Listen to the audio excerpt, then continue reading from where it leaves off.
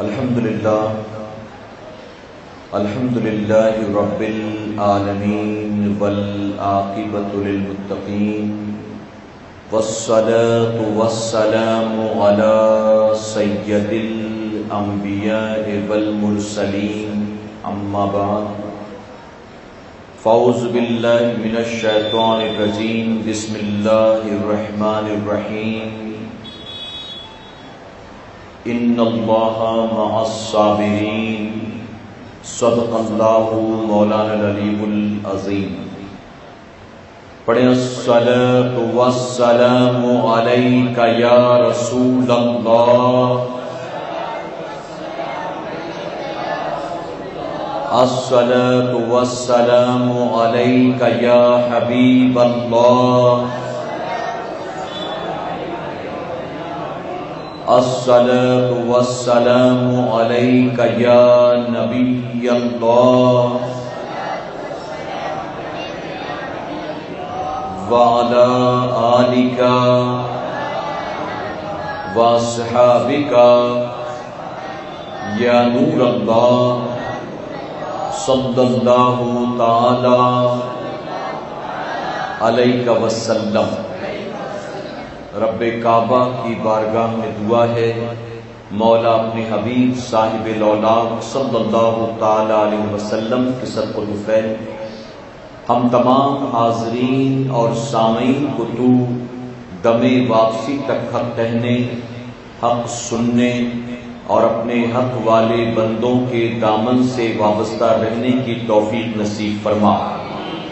ساتھ ہی بارگاہ رب العزت میں دعا ہے کہ مولا ہم گناہگاروں سیاہکاروں کو، ہمارے والدین کو اور ہماری قیامت تک آنے والی تمام نسلوں کو صحیح معنوں میں غوث و خواجہ اور رضا سے محبت کی توفیق نصیب فرما، اور اپنے ان محبوبین کی محبتوں کا صلہ ہمیں دنیا اور آخرت دونوں جہاں میں نصیب فرما۔ دل لبس خوف سے پتا سا اڑا جاتا ہے، دل لبس خوف سے پتا سا اڑا جاتا ہے، پلہ ہلکا ہی سہی بھاری ہے بھروسہ تیرا، اور فریاد امتی جو کرے حال زار میں، فریاد امتی جو کرے حال زار میں، ممکن نہیں کہ خیر بشر کو خبر نہ ہو۔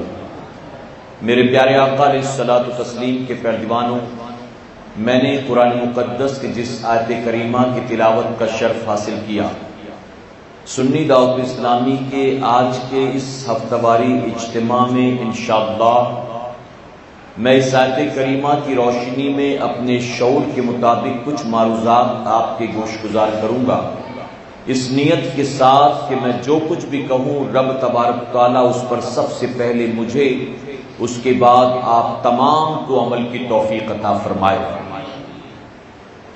میں نے جس آیت کریمہ کی تلاوت کی ہے اس کا مفہوم ہے بے شک اللہ صبر کرنے والوں کے ساتھ ہے۔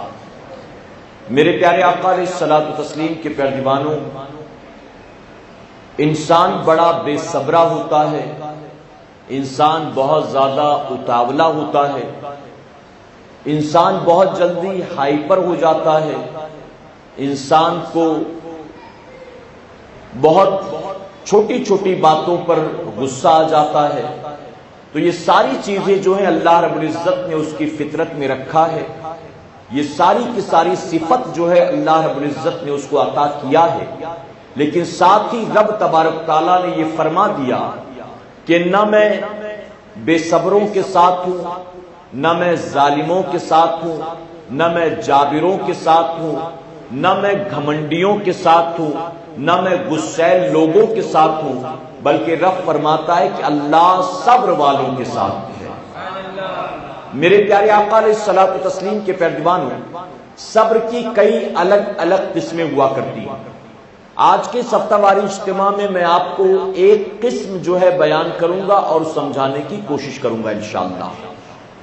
سب سے پہلی صبر کی قسم ہے اللہ کی عبادت پر صبر کرنا۔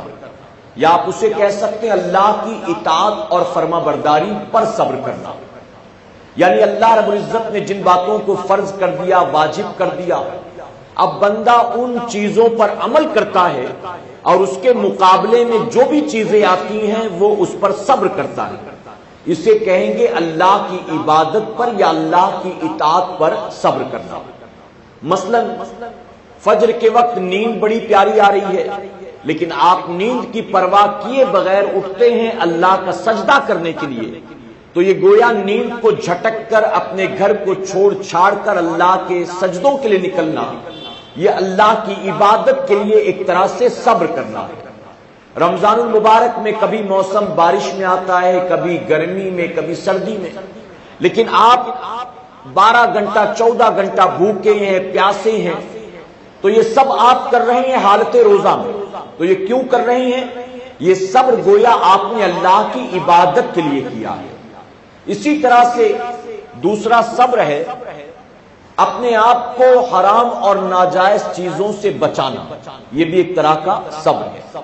دل کہہ رہا ہے کہ یہ کر لے، یہ کر لے، یہ کر لے، لیکن بندہ نہیں کرتا، تو گویا ان گناہوں سے اپنے آپ کو روک کر وہ بندہ صبر کا مظاہرہ کرتا ہے، وہ صبر کر رہا ہے۔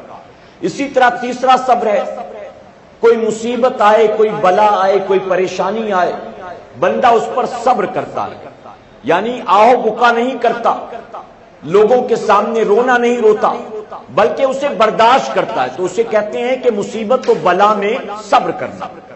اسی طرح صبر کی چوتھی قسم ہے بیماریوں میں، تکلیفوں میں صبر کرنا، یعنی کسی طرح کی بیماری ہو گئی ہے، وہ چاہے چھوٹی بیماری ہو چاہے بڑی بیماری ہو، درد ہو رہا ہے، اٹھ بیٹھ نہیں سکتا ہے، جسم میں طاقت باقی نہیں رہ گئی ہے، اس پر صبر کر رہا ہے۔ وہ کیوں صبر کر رہا ہے؟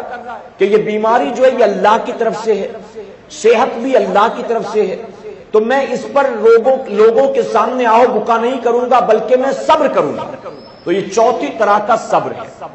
تو یہ صبر کی الگ الگ قسمیں ہیں جو میں نے آپ کے سامنے بیان کی، اور اللہ تبارک تعالیٰ کیا فرماتا ہے کہ میں صبر کرنے والوں کے ساتھ ہوں۔ اسی طرح ایک مقام پر رب نے فرمایا جس کا مفہوم ہے اللہ صبر کرنے والوں کو پسند کرتا ہے، اللہ صبر کرنے والوں کے ساتھ ہے اور اللہ صبر کرنے والوں کو پسند کرتا ہے۔ میرے پیارے آقا علیہ الصلوۃ والتسلیم کے پیروانوں، اچھی طرح سے یہ بات ذہن میں محفوظ کر لیں کہ ہم جہاں بھی ہیں، جس حال میں بھی ہیں، ہم کبھی بھی اللہ کی نظروں سے پوشیدہ نہیں۔ اس نے ہمیں کھلایا ہے، اس نے ہمیں بھوکا رکھا ہے، اس نے مال و دولت دی ہے، اس نے غربت دی ہے، اس نے صحت دی ہے، اس نے بیماریوں میں مبتلا کیا ہے، اس نے اطمینان و سکون کی زندگی دی ہے، اس نے امتحان و پریشانی میں مبتلا کیا ہے، تو یہ سب کچھ اللہ کی جانب سے، اور ہمیں یہ بندے مومن ہونے کی بنیاد یقین رکھنا چاہیے کہ میرا رب میرے ہر حال سے واقف ہے، اور یہ ساری چیزیں اللہ کی جانب سے، یہ نہیں کہ نعمتیں اللہ دیتا ہے مصیبت کوئی اور دیتا ہے معاذ اللہ، یہ نہیں ہے کہ شفا اور صحت اللہ دیتا ہے بیماریاں کوئی اور دیتا ہے معاذ اللہ، ایسا ہے؟ کھیت میں فصل میں نے لگایا ہے، بن موسم کے بارش کسی دیوی دیوتا نے کر دیا معاذ اللہ، ایسا ہے؟ نہیں ہے۔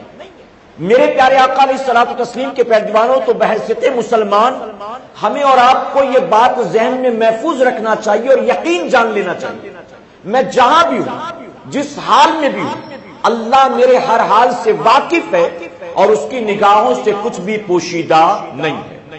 اور بحیثیت مسلمان ہمیں کیا کرنا ہے؟ جب اللہ کھلائے تو ہمیں شکر ادا کرنا ہے، اور جب بھوکا رکھے تو ہمیں کیا کرنا ہے؟ صبر کرنا ہے۔ جب وہ صحت عطا کرے تو ہمیں شکر ادا کرنا ہے، اور جب وہ بیماری میں مبتلا کر دے تو ہمیں صبر کرنا ہے۔ جب وہ دولتوں سے نوازے تو ہمیں شکر ادا کرنا ہے، اور جب غریبی میں تنگی میں مبتلا کر دے تو ہمیں صبر سے کام لینا ہے۔ میرے پیارے آقا علیہ الصلوۃ والتسلیم کے پیروانوں، جب وہ خوشیاں عطا کرے تو اس کا شکر بجا لانا ہے، اور جب کسی طرح کے غم میں مبتلا کرے تو اس پر ہمیں صبر کرنا ہے۔ میں اکثر کہتا ہوں کہ ہم جہاں بھی ہوں، اپنے گھر میں ہوں، دفتر میں ہوں، بازار میں ہوں، ہم کہیں بھی ہوں، کھلے میدان میں ہوں یا چار دیواری میں ہوں، ہم اللہ کی نگاہوں سے پوشیدہ نہیں ہیں۔ اور وہ ہمارے ہر حال سے ہر وقت واقف ہے۔ میں مثال دیتا ہوں کہ اماوس کی کالی رات میں ایک کالے رنگ کا پہاڑ ہو، اس کالے پہاڑ میں کالے رنگ کی غار ہو، گفا ہو، اور اس میں کالے رنگ کی مٹی ہو، اور اس مٹی کے اندر کالے رنگ کی چیٹی چل رہی ہو، تو وہ کالے رنگ کی چیٹی، کالی مٹی، کالی غار، کالے پہاڑ اور اماوس کی کالی رات میں بھی اللہ کی نگاہوں سے چھپی نہیں ہوتی ہے۔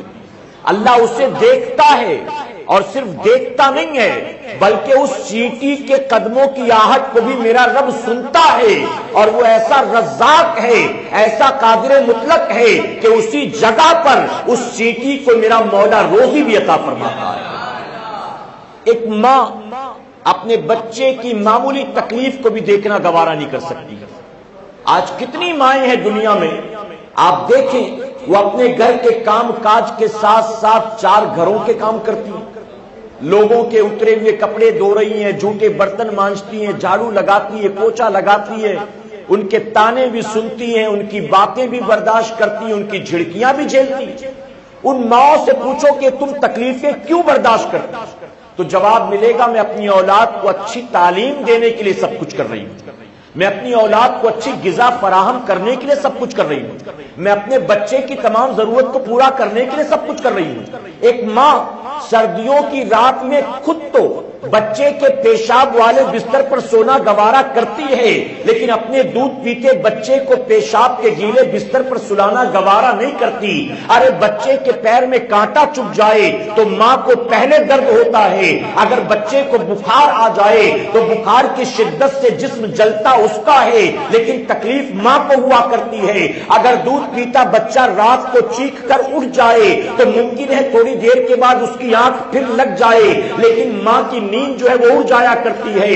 اگر سسرال میں بیٹی خوش نہیں ہے تو اپنے گھر میں ماں باپ بھی خوش نہیں رہتے۔ اولاد کی معمولی تکلیفیں جو ہیں وہ ماں باپ کو رلایا کرتی ہیں۔ اب آپ اندازہ لگائیں اولاد کی معمولی تکلیف جب ماں برداشت نہیں کر سکتی ہے، ہم اللہ کی محبتوں کا کیا اندازہ لگا سکتے ہیں۔ حضور اکرم صلی اللہ علیہ وسلم نے واضح لفظوں میں فرما دیا کہ اللہ تبارک تعالیٰ اپنے بندوں سے ایک ماں سے 70 گنا زیادہ محبت کرتا ہے۔ ایک ماں کی محبت کتنی ہے اندازہ لگائیں، تو اللہ کو 70 گنا زیادہ محبت فرماتا ہے۔ تو جب 70 گنا زیادہ محبت کرتا ہے پروردگار اپنے بندوں سے، تو پھر بندوں کو تکلیف میں کیوں مبتلا کرتا ہے؟ ماں تو تکلیف دیکھ نہیں سکتی اولاد کی، پھر اللہ نے یہ مصیبتیں، یہ بیماریاں، یہ پریشانیاں کیوں بندوں پر نازل کر دی؟ وجہ کیا؟ تو میں اسے ایک مثال کے ذریعے سمجھانا چاہوں گا۔ میرے پیارے آقا علیہ الصلوۃ والتسلیم کے پیروانوں، اگر آپ کے جسم پر کوئی ایسی گندگی لگ گئی ہو، مان لیجئے کہیں کلر لگ گیا، کہیں آئل لگ گیا، کہیں گریس لگ گیا، کوئی ایسی چیز لگ گئی جو صرف پانی کے ڈالنے سے یا صرف صابن لگانے سے صاف نہیں ہوتا، تو آپ کیا کرتے ہیں؟ آپ اس پر پانی اور صابن کے ساتھ ساتھ برش کا بھی استعمال کرتے ہیں۔ آپ جب اس پر برش مارتے ہیں، اسے رگڑتے ہیں، تو اس سے جسم کو تکلیف ہوتی ہے، اس سے آپ کے جسم میں جلن ہوتی ہے، وہاں کا حصہ لال ہو جاتا ہے، لیکن پھر بھی آپ رگڑ رہے ہیں کہ جب تک میں اسے یوں نہیں رگڑوں گا یہ صاف ہونے والا نہیں ہے۔ تو جسم پر لگی غلاظت کو دور کرنے کے لیے جس طرح ایک انسان خود اپنے جسم کو تکلیف میں مبتلا کرتا ہے، ایک ماں بچے کی طبیعت خراب ہو جائے اور ڈاکٹر کے پاس وہ لے کر جاتی ہے، اب ڈاکٹر کہتا ہے کہ یہ دوائیاں اس کو لے جائیے، اس کو کھلائیے گا۔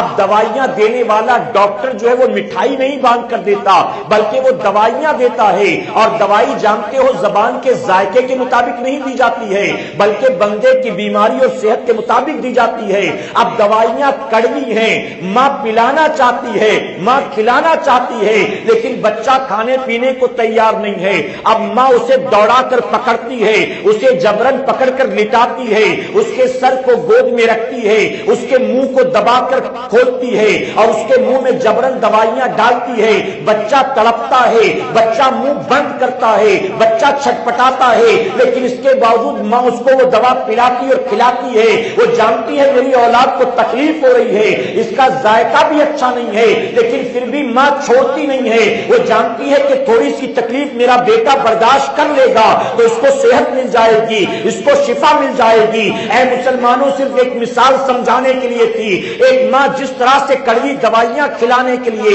اپنے بچے کو اس طرح کی تکلیفوں میں مبتلا کرتی ہے, اسی طرح میرا کریم جو ہے اپنی رحمتوں کو نازل کرنے کے لیے, بندے کی روزی میں برکت نازل کرنے کے لیے اپنے بندے کو زندگی میں طرح طرح کے چھوٹے موٹے امتحان میں مبتلا کرتا ہے کہ یہ میرا بندہ صبر کا مظاہرہ کرتا ہے یا میرا بندہ بے صبری کا مظاہرہ کرتا ہے. یاد رکھیں, جو بے صبری کا مظاہرہ کرتا ہے اللہ اس سے ناراض ہو جاتا ہے, اور جو ان تکلیفوں میں صبر کرتا ہے کہ یہ سب اللہ کی جانب سے ہے, اللہ کی جانب سے ہے, اللہ کی جانب سے ہے, تو میرا کریم اپنے بندے کی مصیبت ہی کو دور نہیں کرتا بلکہ اللہ تبارک تعالیٰ اپنے اس بندے مومن کے لیے اپنی رحمت اور برکت کے دروازے کھول دیا کرتا ہے. حضور اکرم صلی اللہ علیہ وسلم نے فرمایا حدیث قدسی, ایک بندہ رات بیماری میں مبتلا ہوا, توجہ ہے نا آپ کی, ایک بندہ رات کو بیماری میں مبتلا ہوا اور اس نے اس بیماری پر صبر کیا کہ یہ تکلیف اللہ کی طرف سے ہے, یہ تکلیف اللہ کی طرف سے ہے, یہ تکلیف اللہ کی طرف سے ہے. تو حضور اکرم صلی اللہ علیہ وسلم فرماتے ہیں کہ اللہ رب العزت اپنے اس بندے کی بیماری کے صبر پر ایسا راضی ہوتا ہے, ایسا راضی ہوتا ہے کہ اپنے بندے کے تمام تر گناہوں کو دور کر دیتا ہے, اور وہ بندہ گناہوں سے ایسا نکل جاتا ہے جیسے آج ہی اپنی ماں کی کوکھ سے پیدا ہوا ہے. ایک حدیث مبارکہ میں آیا کہ ایک بندے کو جب بیماری دی جاتی تو اس کے پاس 2 فرشتے بھیجے جاتے, 2 فرشتے. یہ فرشتے اس بندے کے ساتھ رہتے ہیں, اس مریض کے ساتھ رہتے ہیں, اور پھر اس کے صبح شام کو دیکھنے کے بعد رب کی بارگاہ میں حاضر ہوتے ہیں. رب فرماتا ہے کہ فرشتوں, تم نے میرے بندے کو کس حال میں پایا؟ تو فرشتے عرض کرتے ہیں مولا بڑی تکلیف میں تھا, بڑے درد میں تھا, لیکن اس کے باوجود آہو بکا نہیں کرتا تھا, شکوہ شکایت نہیں کرتا تھا, بلکہ درد جب اٹھتا تو اس پر الحمدللہ کہتا تھا, اٹھتے ہوئے بھی الحمدللہ, بیٹھتے ہوئے بھی الحمدللہ, اتنی تکلیفوں میں بھی تیرا بندہ تیرا شکر ادا کرتا تھا. تو جانتے ہو رب کیا فرماتا ہے؟ رب فرماتا ہے فرشتوں گواہ ہو جاؤ, اگر اس بیماری کی وجہ سے میں نے اس کو موت دے دی تو اس کو بے حساب کتاب میں جنت میں داخل کر دوں گا, اور اگر اس بیماری سے میں نے اس کو شفا دے دی تو میرا وعدہ ہے میں اس کو پہلے سے بہتر خون اور پہلے سے زیادہ بہتر پرورش کرنے والا گوشت عطا کر دوں گا. اسی صبر کی خاطر تو میرے آقا صلی اللہ علیہ وسلم نے فرمایا کہ جب کوئی مسلمان بیمار ہوتا ہے تو اللہ اس کی بیماری کے عوض اس کے گناہ کو معاف فرما دیتا ہے. اور جانتے ہیں بڑی بڑی بیماریاں نہیں, ارے فرمایا حضور اکرم صلی اللہ علیہ وسلم نے کہ میرے امتی کے سر میں درد ہوتا ہے, میرے امتی کے پیر میں کانٹا چبھتا ہے, میرے امتی کے پاؤں میں چینٹی کاٹتی ہے, تو اس معمولی تکلیف پر بھی اللہ میرے اس امتی کے گناہ کو معاف فرما دیتا ہے.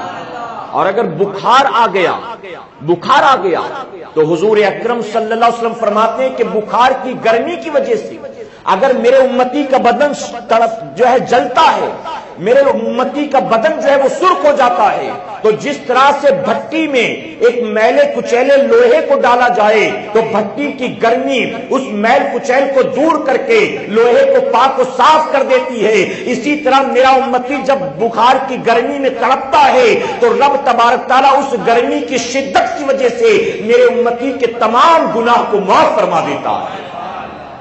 اور جانتے ہو یہاں پر بے صبرہ جو ہے, جو صبر نہیں کرتا, اس کے حوالے سے سن لیں. میرے پیارے آقا علیہ الصلوۃ والتسلیم کے پیروانوں, حدیث قدسی حضور اکرم صلی اللہ علیہ وسلم فرماتے ہیں کہ اللہ فرماتا ہے جب بندہ اپنی تکلیفوں میں مجھے چھوڑ کر کسی اور کے سامنے اپنی حاجت بیان کرتا ہے تو میں اس بندے کے لیے آسمان کے دروازے بند کر دیتا ہوں. یعنی اب تجھے کچھ ملنا نہیں ہے, جا.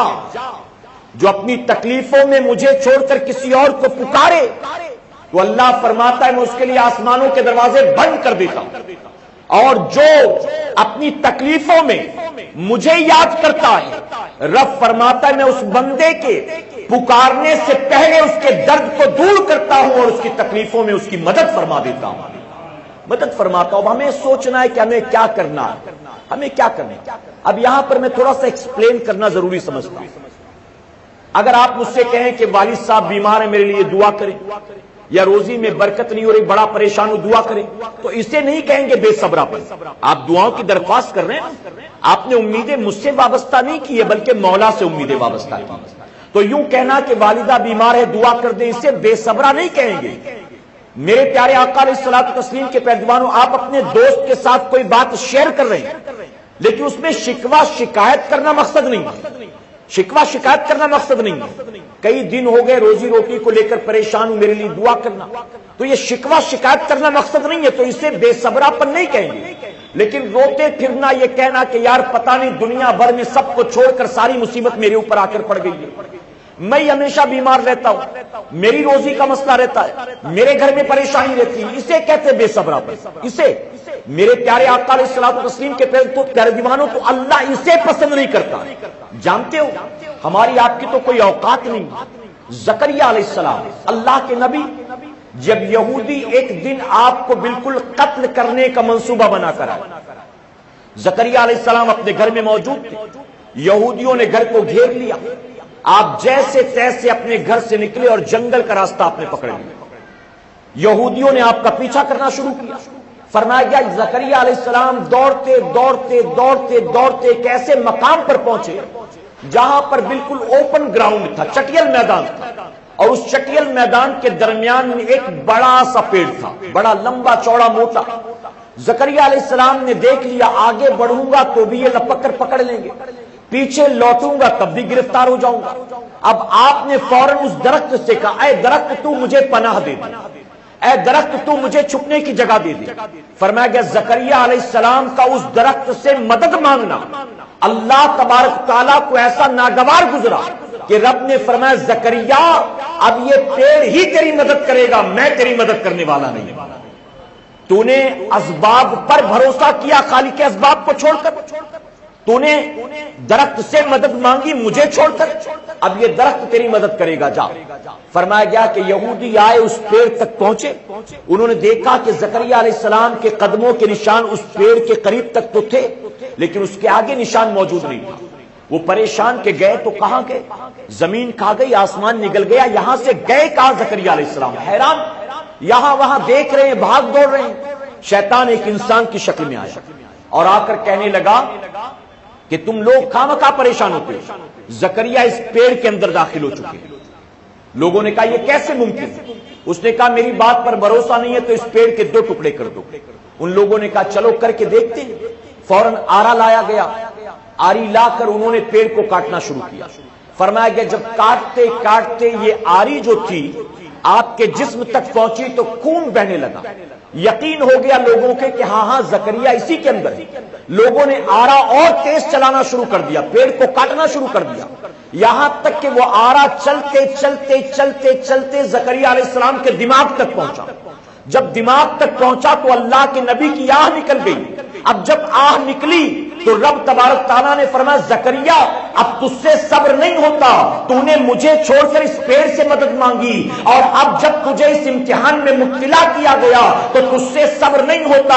اے زکریا اب تیری زبان سے اگر آہ یا اف نکلا تو میں اپنے شاکر بندوں کی, اپنے صابرین بندوں کی لسٹ سے تجھے باہر کر دوں گا, صابرین کے دفتر سے تیرا نام نکال دیا جائے گا. فرمایا گیا کہ رب کا یہ فرمانا تھا. زکریا علیہ السلام نے اپنی زبان کو ایسے تالے لگا لیے کہ یہودیوں نے پورے پیڑ کے ساتھ ساتھ آپ کے جسم کے 2 ٹکڑے کر دیے. پیڑ کے ساتھ جسم کٹ کر زمین پر گر گیا لیکن اللہ کے نبی کی زبان پر اف تک نہیں آیا. اسے کہتے ہیں صبر کرنا. آج ہمارا اور آپ کا معاملہ کیا ہے؟ ہمارے پیٹ میں درد ہو تو ہم صبر نہیں کر پاتے, ہمارے سر میں درد ہو جب تک سب کو بتانا نہیں ہمیں صبر نہیں ہوتا.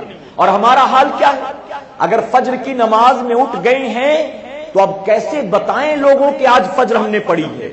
اگر کبھی قرآن شریف کے چند پارے صفحے چند آیات پڑھنے کی توفیق مل گئی تو اب دل بار بار یہی کہتا کیسے بتا دیں کہ آج میں قرآن پڑھ کر آیا ہوں, کیسے بتا دوں کہ میں کیا وظائف پڑھتا ہوں.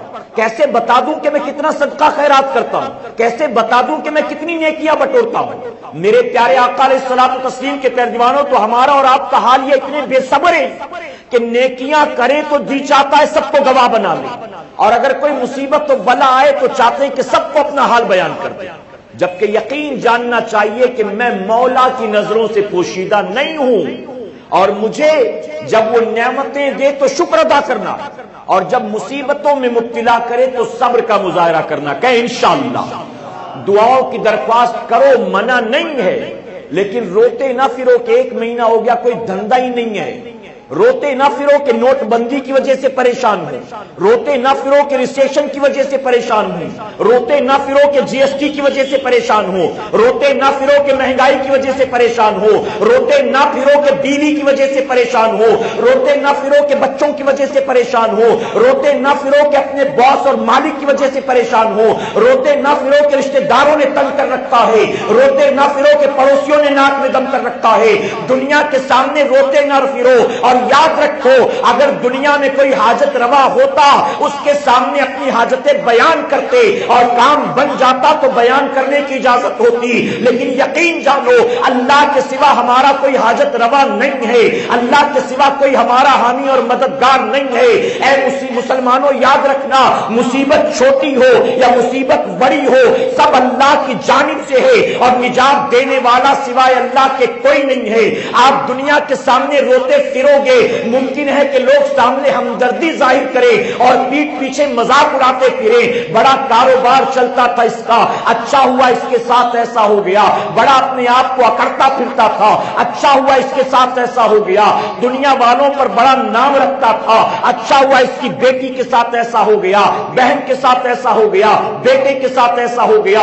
آج ہمارا آپ کا معاملہ یہ ہے کہ سرکار مدینہ کے ترجمانوں ہمارا بچہ 10th میں پاس ہو گیا، اور اگر کسی رشتہ دار کا بچہ 10th میں فیل ہو گیا ہم سامنے تو ہمدردی ظاہر کرتے ہیں لیکن من ہی من میں خوش ہوا کرتے ہیں۔ اسی طرح سے کوئی آدمی کل تک بڑا اچھا کماتا کھاتا تھا، آج کوئی پریشانی مصیبت میں مبتلا ہو گیا، ہم سامنے تو ہمدردی دکھاتے ہیں لیکن پیٹھ پیچھے اس کا مذاق اڑاتے پھرتے ہیں، تو بتائیے فائدہ کیا ہے؟ ہم دنیا والوں کے سامنے اپنے معاملات کو بیان کر کے سوائے رسوائی اور ذلت کے نامے اعمال میں کچھ نہیں لکھواتے ہیں، تو کتنا ہی بہتر ہو اپنی ساری حاجتیں اپنے رب کے سامنے بیان کریں، وہ نعمت دے تو اس پر شکر ادا کریں، اور اگر کوئی پریشانی آئے تو اس پر صبر کا مظاہرہ کرتے ہوئے نظر آئیں۔ میرے پیارے آقا علیہ الصلوۃ والتسلیم کے پیروانوں، آج وہ لوگ جو ریسیشن کی وجہ سے، مہنگائی، جی ایس ٹی یا نوٹ بندی کی وجہ سے رونا روتے، میں کہتا ہوں وہ کہتے 1 ہفتہ ہو گیا اب تک بونی نہیں ہوئی، 1 ہفتہ ہو گیا صبح سے شام تک مکھی مارتا ہوں 1 کسٹمر نہیں آیا۔ میں کہتا ہوں آج تو تم رو رہے ہو، جب روزانہ بیٹھ کر 50,000 کا پیسہ، 50,000 کا مال بیچتے تھے، غلہ جمع کرتے تھے، تب کیا کبھی اللہ کا شکر بھی ادا کیا؟ اللہ نے آج مجھے بہت دیا ہے، چلو فجر کی نماز پڑھ لوں، ظہر کی نماز پڑھ لوں، اور یاد رکھیں جو اپنے رب کی نعمتوں کا شکر ادا کرتا ہے، میں بار بار کہتا ہوں اللہ اس سے اپنی نعمتوں کو چھینتا نہیں ہے، جو شکر گزار بندے ہوتے ہیں میرا کریم ان کے لیے نعمت کے دروازے کھول دیتا ہے۔ تو ہم نے شکر کب ادا کیا ہے، کتنا ادا کیا ہے؟ کوئی مصیبت آئی تو رونا ضرور ہوتے ہیں، آج تو حال یہ ہے کوئی آدمی فجر میں، ظہر میں، عصر، مغرب، عشاء میں مسجد میں آ جائے تو لوگ پوچھتے ہیں کہ آج کل آپ نماز پڑھنے آ رہے ہو، کوئی مسئلہ تو نہیں ہے، کوئی ٹینشن تو نہیں ہے، کوئی بات تو نہیں؟ لوگ جانتے ہیں کہ جب تک اللہ کھلاتا پلاتا ہے اللہ کی یاد نہیں آتی، جب کوئی مصیبت و پریشانی آتی فوراً اللہ کو یاد کرنے نکل پڑتا ہے۔ آج ہمارا اور آپ کا حال یہ۔ میرے پیارے آقا علیہ الصلوۃ والتسلیم کے پیروانوں، میرا رب شکر گزار بندوں کو کتنا پسند کرتا ہے جانتے ہیں؟ آئیے ایک حکایت بنی اسرائیل کے ایک نوجوان کی بیان کروں۔ فرمایا کہ بنی اسرائیل میں ایک نوجوان تھا، شاید ہی کوئی ایسا گناہ تھا جو اس نے نہ کیا، اتنا بڑا گناہگار، بدکار، سیاہکار کہ آبادی والے تنگ آ گئے تھے اس سے، لوگ دعائیں کرتے تھے اللہ اس سے نجات ہم کو دے دے، کہیں اس کی وجہ سے ہم پر عذاب نہ نازل ہو جاتے رہو، ہم اس بندے سے نجات چاہتے ہیں مولا، کہیں اس کی وجہ سے تو ہمیں گرفتار نہ کرے۔ حتیٰ کہ رب تبارک تعالیٰ نے موسیٰ علیہ السلام پر وحی نازل کی، اے موسیٰ فلاں بستی میں چلے جاؤ، ایک میرا بڑا گناہگار و سیاہکار بندہ رہتا ہے، جاؤ جا کر اس کو اس بستی سے باہر کر دو۔ آپ سن رہے ہیں توحید نیٹ ورک کی اسلامک آواز۔ Tawheed network international Islamic YouTube channel. Musa علیہ السلام گئے اپنے حواریوں کے ساتھ اور آپ نے اس بندے کو اس آبادی سے باہر کر دیا، اسے باہر نکال دیا۔ وہ وہاں سے نکلا، کسی اور شہر میں پناہ لے لی اس نے۔ رب نے پھر وہی نازل کی، اے موسیٰ، وہ بندہ جس کو تو نے فلاں بستی سے نکالا تھا وہ اس شہر کی طرف چلا گیا، اب وہ شہر والے بھی اس سے تنگ آ چکے ہیں، جا اور جا کر اس شہر سے بھی اس کو باہر کر دے۔ موسیٰ علیہ السلام پہنچے اور آپ نے اس کو اس شہر سے بھی باہر کر دیا۔ اب وہ سمجھ گیا کہ کہیں بھی جاؤں تو اسی طرح دھتکارا جاؤں گا، ذلیل کیا جاؤں گا۔ وہ ایک پہاڑ کی چوٹی پر چلا گیا، ایک غار کے اندر اس نے پناہ لی، وہیں پر رہتا اکیلا۔ کچھ دن تو اطمینان سے گزر گئے، لیکن تنہائی نے اس کو بیماریوں کے نظر کر دیا۔ کچھ دنوں کے بعد بیمار ہو گیا۔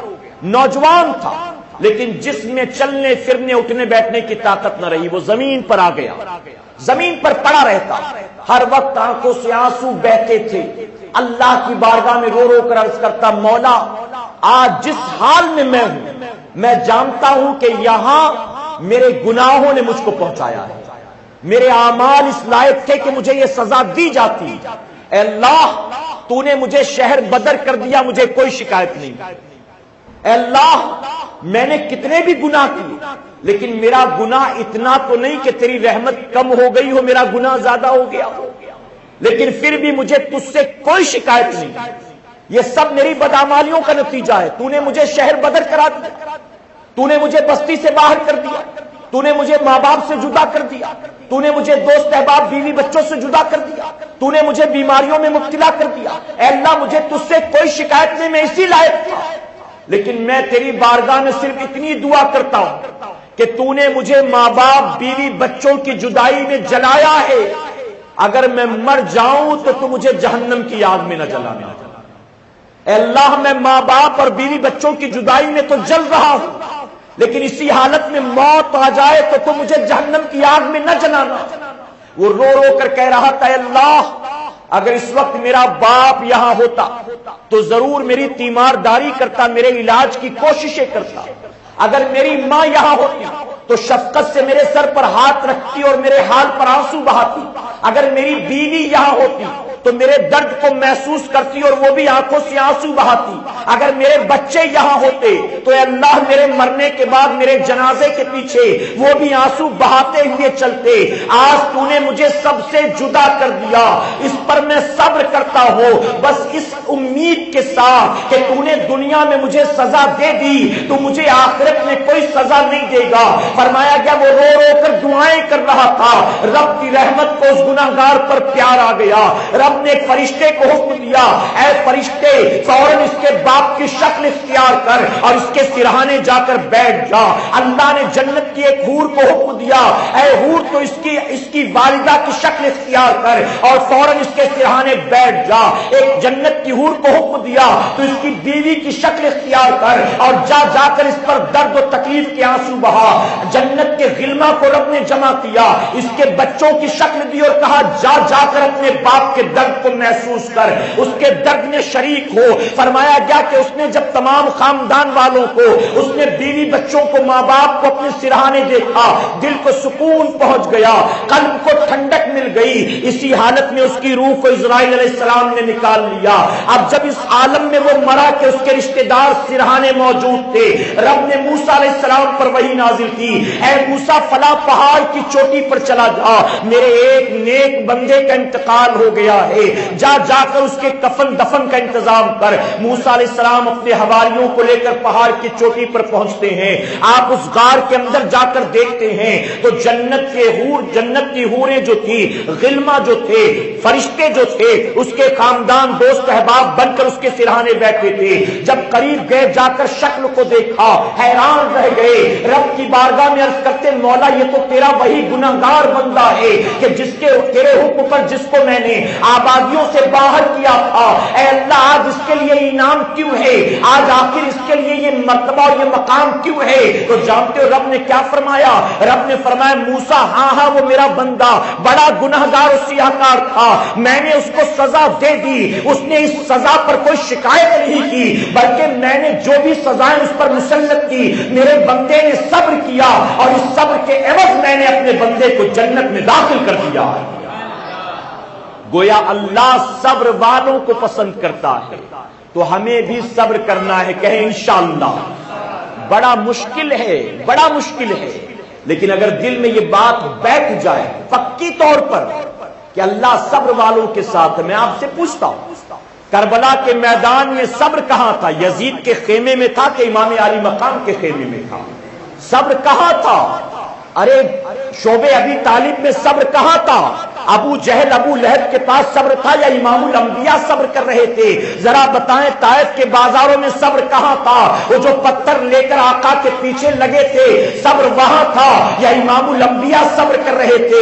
اے سرکار مدینہ علیہ الصلوۃ والتسلیم کے پیغمبروں، میں سینکڑوں مثالیں دے سکتا ہوں، اور پھر آپ سے یہ بھی کہوں گا کہ ہندوستان کی سرزمین پر آپ دیکھ لیں، جب غریب نواز آئے تھے ان کے مقابلے میں پرتھوی راج چوہان آیا تھا، جوگی جے پال آیا تھا، اور نہ جانے کیسے کیسے لوگ آئے تھے، اس وقت صبر کہاں تھا؟ تو پتا چلے گا کہ مخالف ظلم و جبر کر رہا تھا، اللہ والے صبر کر رہے تھے، اور اللہ نے بتا دیا اللہ جبر والوں کے ساتھ نہیں ہے، اللہ صرف صبر والوں کے ساتھ ہے۔ اب بات صبر کی چلے تو صبر ایوب کا تذکرہ نہ ہو یہ ہو ہی نہیں سکتا ہے۔ اس کی وجہ کہ ایوب علیہ السلام تو تمام صابرین کے امام ہیں، بس آخر میں ایوب علیہ السلام کا واقعہ، آپ کے صبر کا واقعہ ہمارے اور آپ کے لیے درس و سبق ہے۔ جانتے بزرگ فرماتے ہیں کہ صبر، جب تک بندہ صبر نہیں کرتا وہ ایمان کی حلاوت کو نہیں حاصل کر سکتا ہے، ایمان کی چاشنی کو، ایمان کے نور کو وہ پا ہی نہیں سکتا جب تک کہ وہ صبر کرنے والا نہ ہو۔ اور خواجہ عثمان ہارونی کا قول میں نے آپ کو بتایا تھا، خواجہ عثمان ہارونی رحمت اللہ علیہ نے کیا فرمایا؟ آپ فرماتے کہ ایمان کی حلاوت بندے مومن کے چہرے سے ظاہر ہوا کرتی ہے، اس کے ایمان کی چاشنی، اس کے ایمان کی پختگی، اس کے ایمان کی نورانیت، اس کے ایمان کی تازگی یہ اس کے چہرے سے نظر آتی ہے۔ اور یہ حلاوت ایمان کی کب ملتی ہے؟ فرمایا کہ صبر کے ذریعے اللہ ایمان کی حلاوت عطا فرماتا ہے۔ صبر ایوب علیہ السلام کو اللہ نے بہت سی نعمتیں عطا فرمایا تھا، اللہ کے نبی تھے، محل میں رہتے تھے، نوکر چاکر تھے، کھیت کھلیان تھے، زمین جائیداد تھی، مویشی تھے، 7 بیٹے 7 بیٹیاں، وفادار بیوی، آپ کو صبح شام سلام کرنے والے خدام، اللہ نے بہت کچھ دیا۔ شیطان اللہ کی بارگاہ میں عرض کرتا ہے کہ مولا تو نے ایوب کو بہت نعمتیں دی، اگر اس پر ایوب شکر ادا کرتے ہیں، تیرا ذکر کرتے ہیں تو کیا کمال؟ کمال تو یہ ہے کہ ایوب کے پاس کچھ بھی نہ ہو اور وہ اس حالت میں تیرا شکر ادا کرے۔ تو رب فرماتا ہے کہ جو میں جانتا ہوں وہ تم نہیں جانتے ہو۔ ایوب میرا شکر اس لیے نہیں کرتا کہ میں نے اس کو یہ نعمتیں دی ہیں، بلکہ ایوب کو مجھ سے اتنی محبت ہے کہ میں اپنے اس نبی کو جس حال میں بھی رکھوں گا وہ ہر حال میں میرا شکر ادا کرنے والا ہے۔ تو شیطان نے کہا کہ میں چاہتا ہوں کہ تو ان کا امتحان لے، مجھے یقین تو اس وقت ہوگا جب ان کا امتحان لیا جائے۔ تو رب نے امتحان میں مبتلا کیا۔ کیسے؟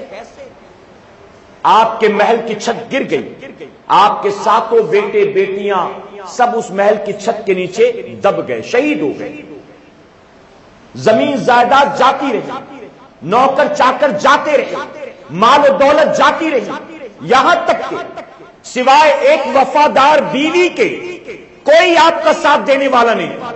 اللہ رب العزت نے اس پر بھی ساری نعمتیں چھینی، صحت بھی چھین لی، بیماری میں مبتلا کر دیا، اور بیماری بھی ایسی کہ جسم پر جگہ جگہ سے خون بہتا تھا، جگہ جگہ سے خون اور پیپ بہتا تھا۔ ایوب علیہ السلام ساری نعمتیں چھن جانے کے بعد بھی صبح شام الحمدللہ الحمدللہ الحمدللہ اللہ کا شکر ادا کرتے تھے.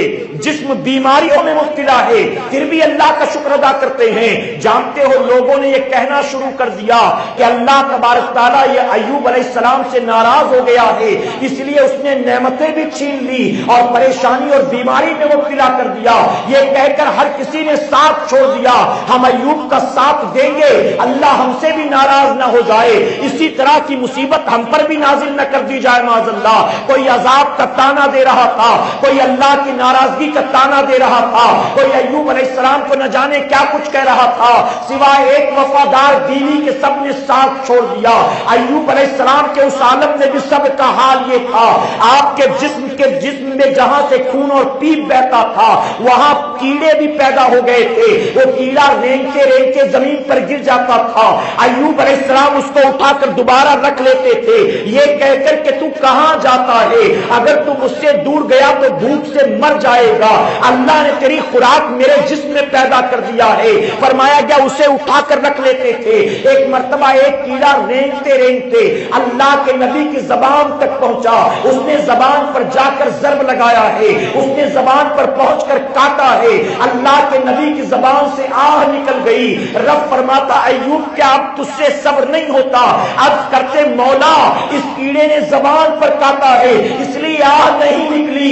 اے اللہ میں نے آہ جو کی ہے اس کی وجہ یہ ہے تو نے پورے جسم کو بیماری میں مبتلا کر دیا. میرا دل اور میری زبان تو نے بچائے رکھا, میرا دل تیرا ذکر کرتا ہے, میری زبان تیرا ذکر کرتی ہے. اب اگر اس کیڑے نے زبان کو بھی کاٹنا شروع کر دیا تو میں تیرا ذکر کیسے کر سکوں گا؟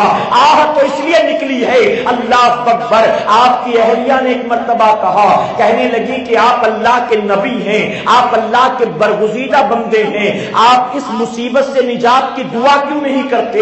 ایوب علیہ السلام فرماتے ہیں تو چاہتی ہے کہ میں دعا کروں اللہ مجھے اس امتحان سے نجات دے دے, تو مجھے سب سے پہلے بتا اللہ نے ہمیں نعمت والے کتنے سال دیے تھے, اللہ نے ہمیں خوشی اور دھن دولت والے کتنے سال دیے تھے؟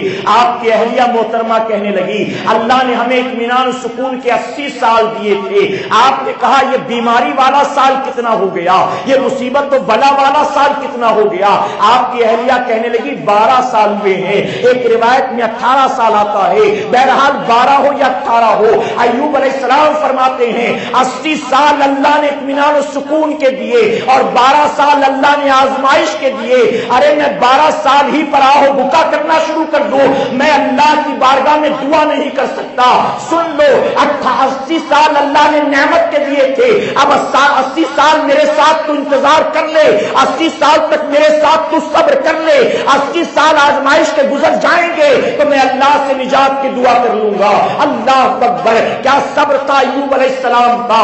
اے سرکار مدینہ علیہ الصلوۃ والتسلیم کے پیروانوں, صرف ایوب علیہ السلام نہیں, اللہ کے 1,24,000 40,000 کمریش انبیاء کی زندگی اٹھا کر دیکھ لو, آپ اولیاء اکرام کی زندگی اٹھا کر دیکھ لو, آپ صحابہ تابعین و تبع تابعین کی زندگی اٹھا کر دیکھ لو, یہ ہنر سب میں نمایاں نظر آئے گا, یہ سب کے اندر یہ خوبی آپ کو نظر آئے گی. جو اللہ کے محبوبین ہوتے ہیں وہ بے صبرے نہیں ہوتے, وہ اتاولے نہیں ہوتے, وہ دنیا کے سامنے شکوہ شکایت کرنے والے نہیں ہوتے, بلکہ ہر حال میں وہ صبر کرتے ہیں. اے اللہ میں تیرا بندہ ہوں, میرا کام آہو بکا کرنا نہیں, جس حال میں تو رکھے راضی رہنا ہے, جو تیری رضا ہے وہی میری رضا ہے, جو تیری خوشی ہے وہ مجھے منظور ہے. وہ صبر کرتے ہیں اور جب صبر کرتے ہیں تو رب فرماتا ہے میں ان کی زبان کھلنے سے پہلے ان کی مصیبتیں بھی دور کرتا ہوں اور ان کی تمام حاجتوں کو بھی پورا کر دیتا ہوں. ہم سمجھتے ہیں کہ امریکہ مدد کرے گا ہماری, ہم سمجھتے ہیں کہ اسرائیل مدد کرے گا ہماری, ہم سمجھتے ہیں کہ سعودی عرب مدد کرے گا ہماری, ہم سمجھتے ہیں کہ کوئی minister M P M L A مدد کرے گا ہماری, ہم سمجھتے ہیں کہ کوئی ایکس وائی زیڈ مدد کرے گا ہماری. تو اچھی طرح سے یاد رکھیں اگر مدد اللہ کی جانب سے نہ ہو تو ساری کائنات مل کر بھی آپ کو کوئی نفع نہیں پہنچا سکتی ہے, اور اگر اللہ کی طرف سے مدد ہو, اللہ کی مدد شامل حال ہو تو ساری کائنات مل کر بھی آپ کا کچھ بگاڑ نہیں سکتی ہے. تو سب کچھ اللہ کی مرضی سے ہے. اے سرکار مدینہ کے ترجمانوں, جب کائنات کا ذرہ ذرہ اللہ کی مرضی سے چل رہا ہے، ہل رہا ہے، دوڑ رہا ہے، بن اس کی مرضی کے نہ چاند چمکتا ہے، نہ بن اس کی مرضی کے سورج نکلتا ہے، نہ بن اس کی مرضی کے ستارے نکلتے ڈوبتے ہیں، نہ بن اس کی مرضی کے ہوائیں چلتی ہیں، نہ آسمان سے پانی برستا ہے، نہ زمین سے سبزے اگتے ہیں۔ ارے میں کہوں گا بن اس کی مرضی کے نہ رگوں میں خون دوڑتا ہے، نہ سینے میں دل دھڑکتا ہے، نہ روزی روٹی ملتی ہے، نہ رات سونے کے بعد صبح اٹھنے کا موقع ملتا ہے۔ تو جب ساری کائنات کا نظام جو ہے اسی کی مرضی سے ہے تو ہم سب کچھ اس کے حوالے کر دے۔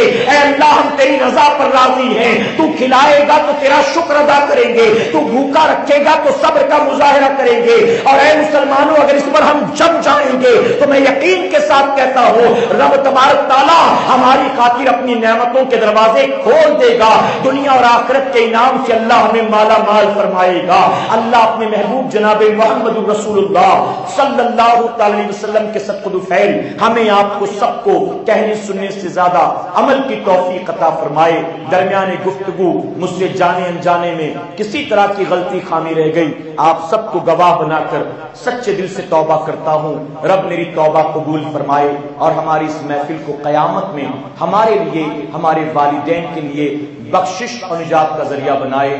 وما علینا الا البلاغ۔ السلام علیکم۔